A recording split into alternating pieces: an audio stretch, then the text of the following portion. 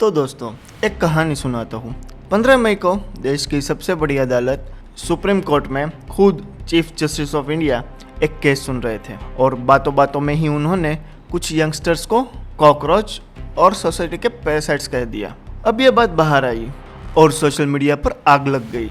बहुत से युवाओं को लगा, अच्छा हमें कॉकरोच बोला। और बस अगले ही दिन 16 मई को एक बंदे ने एक्स पर एक पार्टी बना दी जिसका नाम रखा कॉकरोच जनता पार्टी। यानी उसने वो कॉकरोच जनता पार्टी वाला नाम भारतीय जनता पार्टी के नाम पर ही रखा था। पर अब ध्यान से सुनो, क्योंकि यहाँ से कहानी अजीब होने लगती है। आज बस कुछ ही हफ्तों में ये मजाक 7 राज्यों में प्रोटेस्ट कर चुका है और इसके 2 करोड़ से भी ऊपर फॉलोवर्स हैं। और ये देश के एजुकेशन मिनिस्टर का इस्तीफा मांग रहे हैं, वो तो आप सबको पता ही है। तो आज का सवाल यही है, एक मजाक इतनी तेजी से, इतने सलीके से एक पूरा नेशन वाइड मूवमेंट कैसे बना? ये अपने आप हुआ या किसी ने बनाया? नमस्कार दोस्तों, आपका स्वागत है द सवाल प्रोजेक्ट में, जहाँ ना हम किसी का पक्ष लेते हैं ना किसी का विरोध करते हैं। हम सिर्फ फैक्ट्स पे बात करते हैं और सवाल पूछते हैं हर साइड से। आगे बढ़ने से पहले रुको, मैं एक बात साफ कर देता हूँ ताकि हम निष्पक्ष रहें। जिस सीजेआई के कमेंट से यह सब शुरू हुआ, उन्होंने अगले ही दिन सफाई भी दी।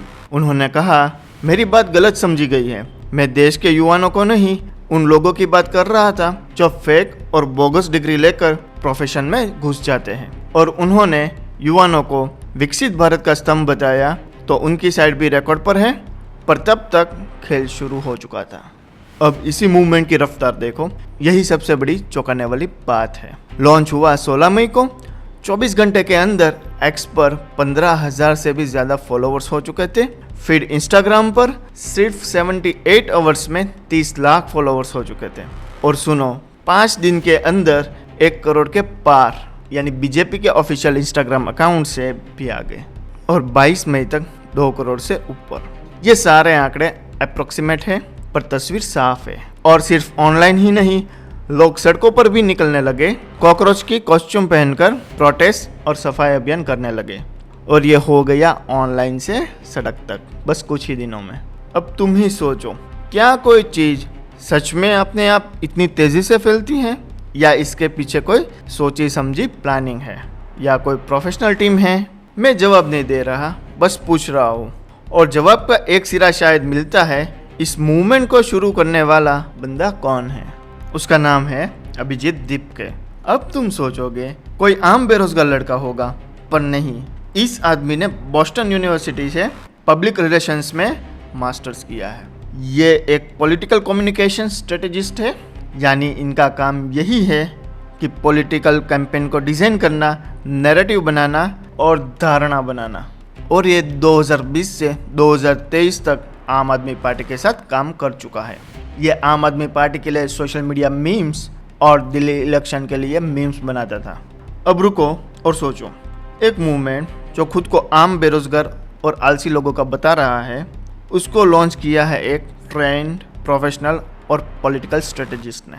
मैं ये नहीं कह रहा कि ये गलत है, किसी को भी पार्टी बनाने का पूरा हक है। पर सवाल तो बनता है ना, जब एक अपने आप खड़े हुए मूवमेंट के पीछे एक प्रोफेशनल स्ट्रेटेजिस्ट हो, तो क्या वो सच में अनप्लान्ड है या बहुत अच्छे से डिज़ाइन किया हुआ कैंपेन है? अब आता है वो हिस्सा जिसके ऊपर मैं सोचने पे मजबूर हो गया, और वो है चेन। जरा इस पैटर्न को देखो। 6 जून दिल्ली, 11 जून पुणे, 12 जून लखनऊ, 13 जून अमृतसर, 14 जून हैदराबाद और बेंगलुरु, एक ही दिन में 2 शहर, 15 जून जयपुर और फिर 20 जून वापस से दिल्ली। ये एक इनफाइनाइट सिटी के लिए। देखा, ये कोई बिखरा हुआ यहाँ वहाँ फूट पड़ने वाला गुस्सा नहीं है। ये एक डिसाइड किया हुआ स्केड्यूल है। शहर दर शहर, तारीख दर तारीख, एक क्लाइमैक्स 20 जून की तरफ बढ़ता हुआ, जैसे किसी ने पहले से टूर प्लान किया हो। और सोचो, हर शहर में पहले से ही परमिशन, स्टेज तैयार, भीड़ इकट्ठा, हैशटैग सेट, मीडिया को बुलावा। यार, तुम्हारे मोहल्ले में तो छोटा सा फंक्शन ऑर्गेनाइज करना भी मुश्किल हो जाता है, और यहाँ 7 राज्यों का नेशनल टूर हो रहा है, और वो भी कुछ ही दिनों में, बिना किसी ऑफिशियल पार्टी स्ट्रक्चर के। ये अनप्लानेड कम और प्रोफेशनली ज़्यादा लग रहा है। मैं नहीं कह रहा, ये पैटर्न खुद बोल रहा है। और ये सवाल और गहरा हो जाता है जब तुम देखोगे कि ये मूवमेंट को चला कौन रहा है। बेरोजगार और आलसी लोगों की आवाज़, पर इसके जो ऑफिशियल स्पोक पर्सन है उनका बैकग्राउंड देखो, ये सब पब्लिक इंफॉर्मेशन है। पहला, सौरव दास, एक इन्वेस्टिगेटिव जर्नलिस्ट जो द कार्वेन, द वायर, अल जजीरा जैसी जगहों पर लिखता रहा है। एक बात और, दिल्ली हाई कोर्ट ने उसे एक कंटेम्प्ट नोटिस भी भेजा एक जज के खिलाफ पोस्ट करने को लेकर। और मीडिया में और सोशल मीडिया दोनों में ये दिखाया जा रहा है कि ये आदमी इनडायरेक्टली और डायरेक्टली एंटी नेशनल एक्टिविटी से जुड़ा हुआ है और उसे सपोर्ट करता है। कितना सच है हमें पता नहीं है, बट ये सब इंफॉर्मेशन हमने इकट्ठा की है पब्लिक सोर्सेज से। दूसरा है विजेता दहिया, एक फिल्म मेकर, राइटर, रिसर्चर। उसने यूट्यूबर ध्रुव राठी के लिए स्क्रिप्ट राइटर और रिसर्चर का काम किया है और 2 किताबें भी लिखी है, फिल्म भी बनाई है। बट एक बात साफ कर दूँ, as a spokesperson appoint होने के बाद उसकी कुछ पुरानी वीडियोस पर विवाद भी हुआ, आरोप लगे, पर वो आरोप इंडिपेंडेंटली वेरीफाई नहीं हुए। तो वो एक खुला सवाल है, मैं फैसला नहीं सुना रहा। ये वही आदमी है जिसने स्क्रिप्ट लिखी थी कि राम भगवान मांस खाते हैं। अगर आप इसके इंस्टाग्राम अकाउंट्स में रील देखेंगे तो आपको पता चलेगा कि ये आदमी की सोच कितनी गिरी हुई है। ये यहाँ पर स्पोक पर्सन बन के बैठा है और ये खुलेआम रिलीजियंस पे कमेंट करता है और उसकी रील्स भी अवेलेबल है, आप उसके इंस्टाग्राम अकाउंट से चेक कर सकते हो। क्या आपको लगता है कि ये लोग देश और स्टूडेंट के लिए कुछ अच्छा कर सकते हैं या फिर ये लोग सिर्फ फेमस होना चाहते हैं इस मूवमेंट से? और ये तीसरा बंदा है Ashutosh Ranka, IIT Kanpur, London school of economics और मैकेंजी में काम किया हुआ है और रिपोर्ट्स के मुताबिक ये एक आम आदमी पार्टी का फॉर्मर एसोसिएट है। अब रुको और सोचो, ये क्या आलसी और बेरोजगार युवान हैं? एक है इन्वेस्टिगेटिव जर्नलिस्ट, एक प्रोफेशनल फिल्म मेकर जो ध्रुव राठी के साथ काम कर चुका है और एक आईआईटी वाला जो आम आदमी पार्टी के साथ जुड़ा हुआ है।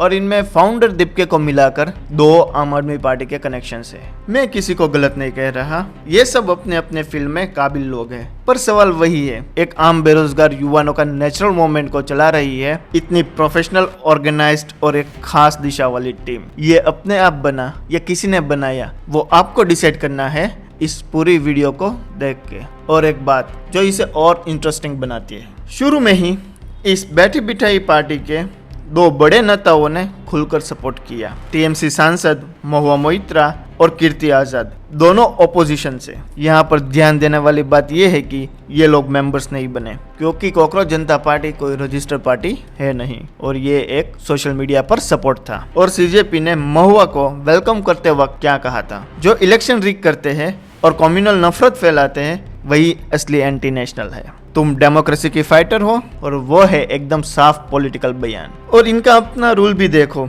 उन्होंने अपने एजेंडा में लिखा है कोई भी सपोर्ट कर सकता है बीजेपी के अलावा, यानी एक सबकी पार्टी जिसमें एक पार्टी को छोड़कर सब वेलकम है। अब ट्रांसपेरेंट रहने के लिए किसी का सपोर्ट लेना गैर कानूनी नहीं है, पर सवाल तो बनता है एक नॉन पॉलिटिकल मूवमेंट जिसे ऑपोजिशन के सांसद सपोर्ट करते हैं, जो एक पार्टी को खुलेआम बाहर रखता है और जिसके सारे बयान एक ही दिशा में जाते हैं, ये कितना नॉन पॉलिटिकल है आप ही बताएं। और अभी 15 जून को जयपुर में एक ऐसी घटना हुई जिस पर बात करना जरूरी है। जयपुर में एक शहीद स्मारक में प्रोटेस्ट के दौरान जब दीपके को उसके सपोर्टर्स के कंधों पर उठाकर स्टेज की तरफ ले जा रहे थे, तब भीड़ में से कुछ लोगों ने उस पर हमला कर दिया। कहीं थप्पड़ मारे, गले का कपड़ा खींचा और सपोर्टर्स ने हमलावर्स को पकड़ा और पुलिस को सौंप दिया। 5 से 6 लोग पकड़े गए, पर अभी जांच जारी है कि उसने क्यों मारा और क्या वारदात हुई थी।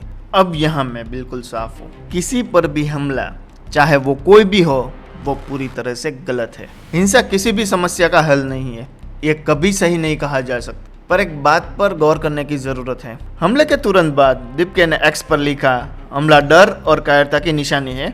मैं गांधी और आम्बेडकर का अनुयायी हूँ, शांति से लड़ता रहूँगा। और साथ ही धर्मेंद्र प्रधान के इस्तीफे की बात दोहराई और 20 जून के दिल्ली के मार्च का ऐलान कर दिया। मैं ये नहीं कह रहा कि ये हमला किसने और क्यों किया, वो जांच का विषय है, पर एक पैटर्न दिखता है। चाहे सपोर्टर्स मिले, चाहे हमला हो, हर घटना इस मूवमेंट को आगे बढ़ाने में इस्तेमाल हो ही दिखती है। और एक अच्छा स्ट्रेटेजिस्ट यही करता है, हर चीज को अपने फेवर में मोड़ देता है। ये सवाल पूछना तो बनता है, तो अब जरा सब जोड़ कर देखो। शुरुआत सीजीआई के कमेंट के मौके पर एक प्रोफेशनल पॉलिटिकल पार्टी स्ट्रेटेजिस्ट ने 24 घंटे में एक पार्टी बना दी, और इसकी रफ्तार भी देखो, कुछ ही दिनों में सब बड़ी पार्टियों से ज़्यादा इसके फॉलोवर्स हो चुके थे। और 7 राज्य तक इसने पूरे प्रोटेस्ट को शेड्यूल किया था, और उसकी टीम वो भी आप देखेंगे तो जर्नलिस्ट, फिल्म मेकर और आईटी वाली है, और इसके पास ऑपोजिशन पार्टी का सपोर्ट भी है। अब मैं तुमसे पूछता हूँ, ये सब मिलाकर क्या आपको ये अपने आप खड़ा हुआ गुस्सा दिखता है, या एक बहुत अच्छे से सोचा समझा प्रोफेशनली चलाया जा रहा कैंपेन लगता है? मैं तुम्हें जवाब नहीं दूंगा, क्योंकि द सवाल प्रोजेक्ट जवाब नहीं देता, पर इतना ज़रूर कहूँगा, जब कोई भी चीज़ अपने आप होने का दावा करे पर इतनी परफेक्ट, इतनी ऑर्गेनाइज्ड हो, तो एक सवाल हमेशा पूछना, इसे चला कौन रहा है और इसका फ़ायदा किसको है? तो दोस्तों, इस बार जानबूझकर मैं किसी भी नतीजे पर नहीं पहुंचा हूँ। हो सकता है ये सच में युवाओं का सच्चा गुस्सा हो, जिसे एक अच्छा ऑर्गेनाइजर मिल गया हो, और हो सकता है ये एक सोचा समझा पॉलिटिकल कैंपेन हो। दोनों मुमकिन है, पर एक बात पक्की है, एग्जाम लीक की प्रॉब्लम तो सच्ची है, युवाओं का दर्द सच्चा है। बस उससे सच्चे दर्द का इस्तेमाल कौन, कैसे और किस फायदे के लिए कर रहा है, ये सवाल तुम्हें खुद पूछना पड़ेगा। क्योंकि सबसे खतरनाक चीज़ यही है, एक सच्चे गुस्से को किसी और के मकसद के लिए इस्तेमाल होना, और वो भी बिना सवाल पूछे। अब 20 जून को दिल्ली का प्रोटेस्ट हो, उसे देखना पर खुली आंखों से और सवाल पूछते हुए, किस में किसका फ़ायदा है और ये लोग किसके लिए लड़ रहे हैं। आप इनके नारे भी सुनना, इसके नारे भी पॉलिटिकल होते हैं। अब लास्ट में मैं इतना ही कहूँगा, कमेंट्स में बताओ तुम्हें क्या लगता है, ये अनप्लान्ड है या प्लान्ड मूवमेंट है। और मिलते हैं अगली वीडियो में, तब तक के लिए सवाल पूछते रहो हर साइड से।